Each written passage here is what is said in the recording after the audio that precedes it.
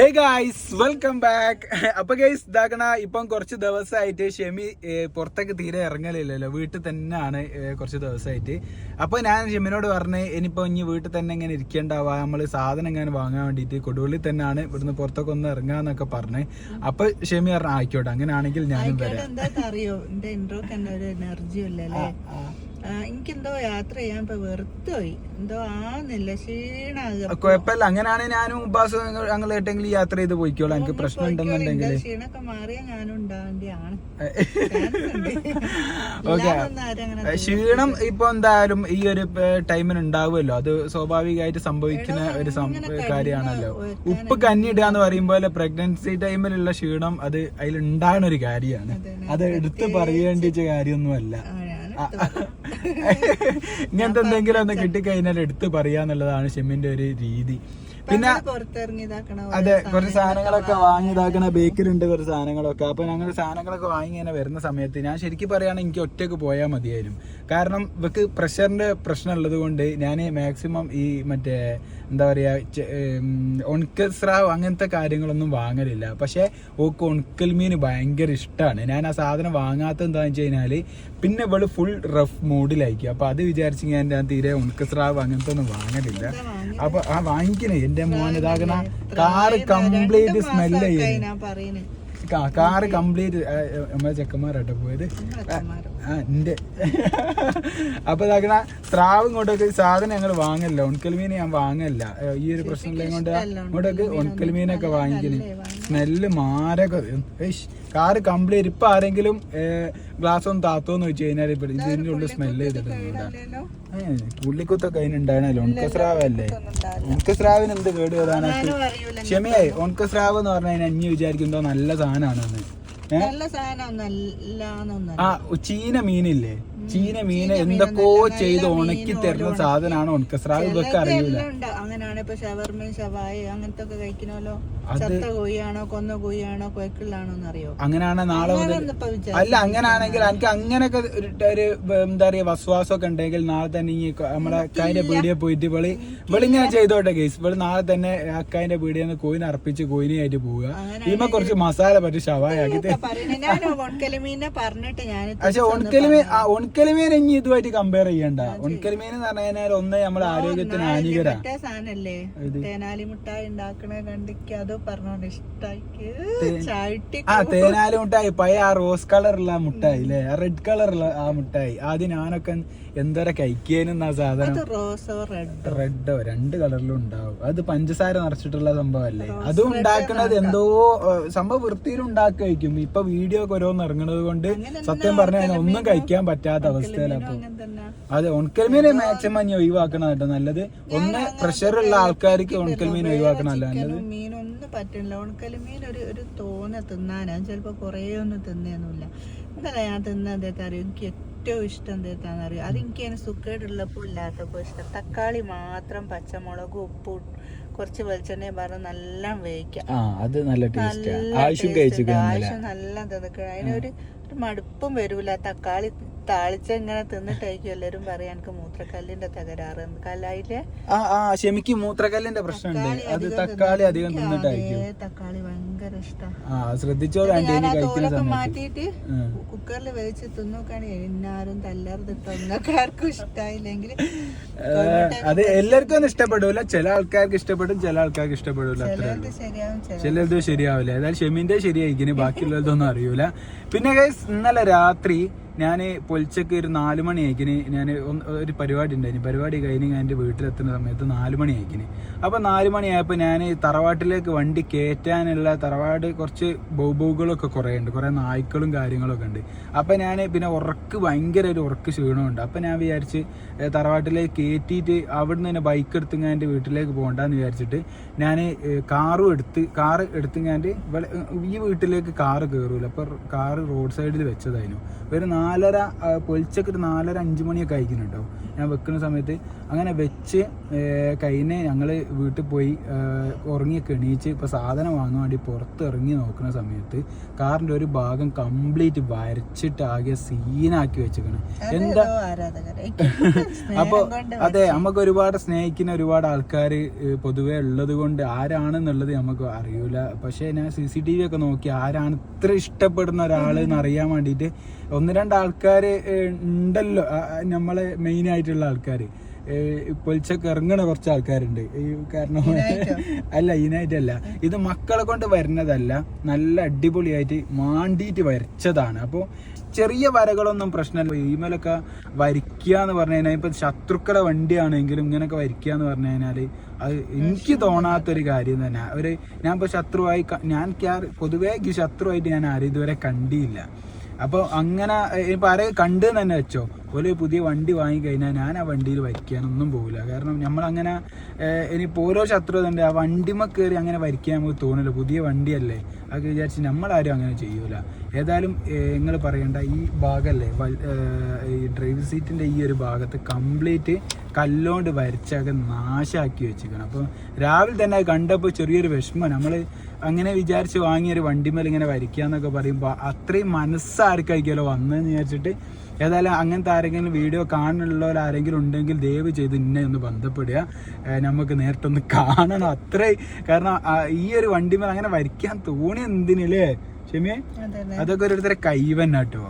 അതൊക്കെ എന്ന് വെച്ച് കഴിഞ്ഞാൽ അത് മനുഷ്യന്മാരങ്ങനെ ഉണ്ടല്ലോ എന്ന് ഞാൻ ആലോചിക്കുന്നത്. ഇത്രയും ദേഷ്യമുള്ള മനുഷ്യന്മാരൊക്കെ വല്ലാത്ത ആൾക്കാർ തന്നെ. ഞാൻ അതാ കാണിച്ചു തരാം ഇതാക്കണ വീട്ടിലെത്തിയിട്ട് കാണിച്ചു തരാം. ഇതാ കേസ് ഇതാ കണ്ടില്ല, ഇതാക്കണ അങ്ങോട്ടൊക്കെ വരച്ചാനേ അങ്ങോട്ടൊക്കെ ഇതാ ഇവിടെ കണ്ടില്ല വരച്ച് ഇതാക്കണ, ഇവിടെ വരച്ച് ഇവിടെ ഇതാക്കണ കണ്ടതാ, ഇതൊക്കെ ഫുള്ള് വരച്ചാന് ഇവിടെ കംപ്ലീറ്റ് ഈ ഭാഗം ഇതാക്കണ. ഈ കല്ലെടുത്ത് ഞാൻ കുത്തിക്കാനിക്കുക അല്ലേ ചെമ്മേ, ഇങ്ങനെയൊക്കെ ആർക്കൊക്കെ തോന്നുന്നത്. ഇതാ ഇവിടെ ഫ്രണ്ടിലും വരച്ചിക്കണ് അതാകണ ഈ സാധനത്തെ കൂടി കണ്ടോ. പക്ഷെ ഇത് അത്രയായിട്ട് വര വീണില്ല, ഇവിടാണ് കാര്യമായിട്ട് വീണത്. ബോഡി ചെറുങ്ങനെ ചതുങ്ങിക്കിന് വരന്റെ ആയം കൊണ്ട്. അത്രക്കും ദേഷ്യം ആർക്കാ മോളെ ചെമ്മേ, ഇനി ആരോടെന്തോ ചെയ്തിക്കണോ? എനിക്കറിയൂല, നമ്മളാരും ആരോടും ഒന്നും ചെയ്തതായിട്ടൊന്നും അറിയൂല. പക്ഷെ ഇങ്ങനെയൊക്കെ വരയ്ക്കാനില്ലേ. ഞാനുണ്ടല്ലോ അതാ പുരയിലെത്തി സാധനമൊക്കെ ഒന്ന് എടുത്ത് വെക്കാനൊന്നും എനിക്ക് സമയമല്ല. എന്നാലും തക്കാളി ചീഞ്ഞൂല വിചാരിച്ചിട്ടൊന്നും എടുത്തൊക്കെ പാലും വാങ്ങിക്കണം. വേണ്ടാത്ത സമയത്ത് പാലും വാങ്ങണം. വേണ്ടാത്ത സമയം വേണ്ടിയമ്മയല്ലേ പാല് വേണം തോന്നിടയ്ക്ക് കൊടുക്കല് മിനിമലാണ്.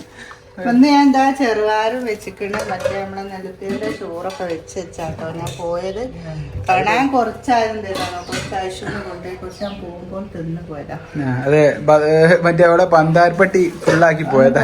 പന്താരപ്പട്ടി എന്തായും പറയല്, ഭണ്ഡാരപ്പട്ടി ഫുള്ളാക്കി പോയതാ. പിന്നെ എത്ര മാസം ഒപ്പിക്കാന്ന് വെച്ചാൽ അത് ഇനി 10 ദിവസം കൊണ്ട് തീർത്താ പോരെ.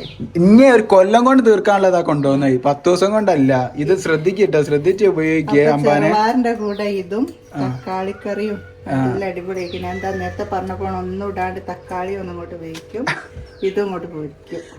പിന്നെ കേസ് ആദ്യമൊന്നുമില്ലേ ഈ വീട്ടിൽ തീരെ പൂച്ച വരലില്ല എന്ന് ഷെമി പറയലുണ്ടായിരുന്നു കേട്ടോ. ഞാൻ ഇവിടെ എത്തുന്നതിന്റെ മുന്നേ ഉണ്ടായിരുന്നോ പൂച്ച വരലുണ്ടായിരുന്നോ? ഇല്ല. അതെ, പക്ഷെ പൂച്ച വരുന്നത് വീട് എന്ന് പറഞ്ഞു കഴിഞ്ഞാല് അത് ബർക്കത്തുള്ള വീടാന്ന് ഞാൻ അങ്ങനെ കേട്ടിക്കണ്. ചെമ്മിയെ അറിയുന്നതിലൊന്ന് കമന്റ് ചെയ്യട്ടോ. അതെ, ഇവിടെ ഒരു പൂച്ച ഒന്നും ഇല്ലായിരുന്നല്ലേ. പൂച്ച കൊടുക്കല്ലേ, കാരണം പൂച്ച ഇടങ്ങേറാക്കും കൊടുത്തു കഴിഞ്ഞാല്. പിന്നെ പൂച്ച ഇല്ലാന്നാണല്ലോ അന്ന് പറഞ്ഞാൽ എപ്പോഴും പറയുന്നുണ്ട്.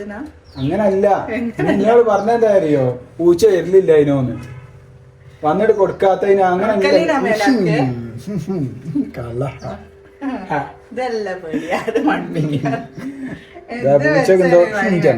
ആ പൂച്ചനെ ഈ മണം കൂടി ഒരുമിച്ച് പൂച്ചൻ ചടിച്ചു.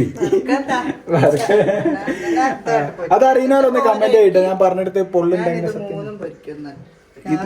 ക്ഷമിയേ, എനിക്ക് പ്രഷർ ഉണ്ട്, ഞാൻ അന്നെന്തോ ചെയ്തു പോവും. ഇനി ഇങ്ങോട്ട് റോങ് അടിച്ചാൽ അതിനെ കൊണ്ടാണ് ഞാൻ പറയുന്നത് തിന്നല്ലാന്ന്. അല്ല, എനിക്കിത് കണ്ട് ഇവൾക്ക് അങ്ങോട്ടേക്ക് തമാശ പോലും സീരിയസ് ആയി തുടങ്ങും. ഇതൊക്കെ കഴിച്ചെങ്കിൽ അതിന്റെ പ്രഷർ കൂടുമ്പോ അതാ പ്രശ്നം.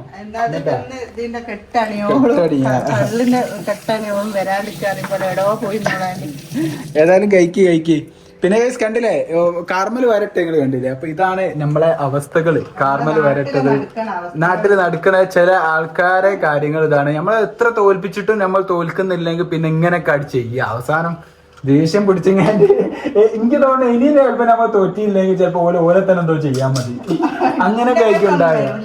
അതെങ്ങാനും ആ CCTV എങ്ങാനും കുടുങ്ങിയില്ലെങ്കിൽ എന്റെ അളിയ അവന്റെ കാര്യം ആലോചിച്ച് നോക്കിയത്. അല്ല ഞാൻ വിചാരിച്ച ആൾക്കാരും ആണോ ഒക്കെ അടിപൊളിയാകുക എന്നാല്. ഓക്കെ, അപ്പൊ ഏതായാലും ഇതൊക്കെയാണ് സ്ഥിതികള്. അല്ല നമ്മക്ക് ഒന്നുമില്ല കേസ്. കാരണം ഉണ്ടാക്കാന്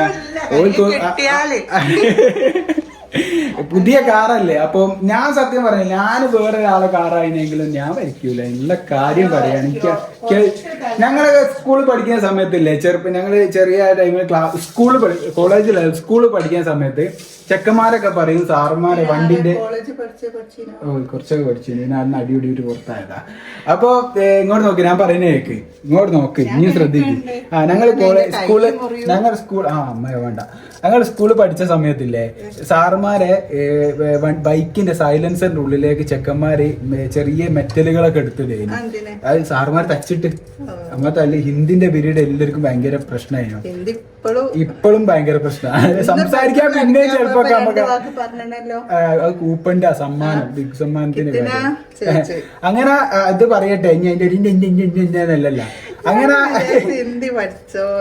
അങ്ങനെ ആ സമയത്ത് ഇന്നോട് ചെക്കന്മാർ പറഞ്ഞു ഇനിയും വാ നമ്മള് ഇതെടുത്തിട്ടാന്ന് പറഞ്ഞു. കാരണം ഞാൻ നിന്ന് അതിനൊക്കെ ഒരു ധൈര്യം അതിനൊന്നാക്കി തോന്നുന്നു. അതിന് ഉണ്ടോ എനിക്ക് അറിയൂല.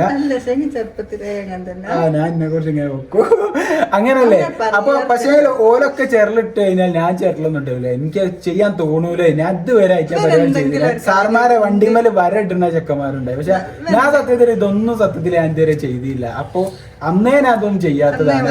പക്ഷെ എന്നിട്ട് നമ്മക്കിട്ടിങ്ങനെ ഇങ്ങനെ ചെയ്തപ്പം നേരെ തിരിഞ്ഞു നോക്കുന്ന ആരും വരില്ല. അതെ, ഞാൻ പറഞ്ഞല്ലോ എന്റെ മൈനസ് എന്താ അറിയോ? ഇന്ന ആരെങ്കിലും കഷ്ടപ്പാടിയാലും വീണു പോകാം. അത് മൈനസാ ആണ്. അത് ഞാൻ ഒഴിവാക്കി. ഇനി ആരും ഇൻസ്റ്റാഗ്രാമിലൊന്നും എന്റെ അടുത്ത് പൈസ ഇല്ല അങ്ങനെ അറിയണ്ട. ഞാൻ ആ കേസ് ഒഴിവാക്കിയതാട്ടോ. കൊറേ കാര്യങ്ങൾ അങ്ങനെ പഠിച്ചതും ഉണ്ട്. നമ്മുടെ ലൈഫിൽ നിന്ന് കുറെ കാര്യങ്ങൾ പഠിച്ചതുണ്ട്. അപ്പൊ ആ സാധാപം കുറച്ച് കുറയ്ക്കണം. അപ്പൊ ഏതായാലും ഈ ഒരു സംഭവം എന്താ പറയാ ചെയ്യണ്ടാനും അല്ലെ, പുതിയൊരു കാറല്ലേ. പിന്നെ ഒരു കാര്യം അത് ചെയ്തോലോട് ഒരു കാര്യം പറയും, ഫുൾ കവർ ഇൻഷൂർ ഉണ്ട്. അതിനെക്കൊണ്ട് എനിക്ക് ഒരു പൈസ നഷ്ടമല്ല. അത് ഞാൻ ആ ഇൻഷൂറിന് കൊടുത്ത് ക്ലിയർ ചെയ്യും. പക്ഷെ എന്നാലും നിങ്ങൾ ചെയ്യാൻ കിട്ടിയ ഒരു മനസ്സ് നേരത്തെ നേരെ ചെയ്യാനില്ല. എന്തുകൊണ്ട് കിട്ടുന്നില്ല അതാണ് ചോദിക്കുന്നത്. എന്തുകൊണ്ട് അഭിനന്ദിക്കുന്നു. ഇങ്ങനെ ഒഴിച്ച് ചെയ്യുന്നതിന് വേണ്ട ഒരു കഴിവ്. അതും CCTV കാണൂല. അവിടെ CCTV ഉണ്ടെങ്കിലും അങ്ങോട്ടേക്കുള്ള വിഷയമേ ഉള്ളൂ, ഇങ്ങോട്ടേക്കുള്ള വിഷയമില്ല. അങ്ങനെ കൊണ്ടാണ്. ഓക്കെ, അപ്പൊ ഏതായാലും ഗൈസ് ഇൻഷാ അല്ലാഹ് ഞങ്ങൾ ഏതായാലും ഷെമ്മിന്റെ ഉണക്കൽ മീനും ഉണക്കസ്രാവൊക്കെ ആയിട്ട് അങ്ങനെ എന്റെ ജീവിതം ഉണക്കൽ നക്കി ഗൈസ്. ഓക്കെ, അപ്പൊ ഇൻഷാ അല്ലാഹ് നാളെ കാണാം. Bye bye Tata. എല്ലാവരും ദുആ ചെയ്യ് ഗൈസ്. അങ്ങനെ എന്താ പ്രശ്നങ്ങളൊന്നും ഇല്ലാണ്ട് വെറുതെ ശത്രുക്കളൊന്നും ഉണ്ടാവണ്ട. എന്തിനാണ് ശത്രുവിന്റെ ആവശ്യം അല്ലേ? എന്റെ ശത്രുക്കളോടനുസരിച്ച് ഓക്കെ ഇൻഷാ അല്ലാഹ്. അപ്പൊ ദുആ ചെയ്യട്ടെ എല്ലാവരും.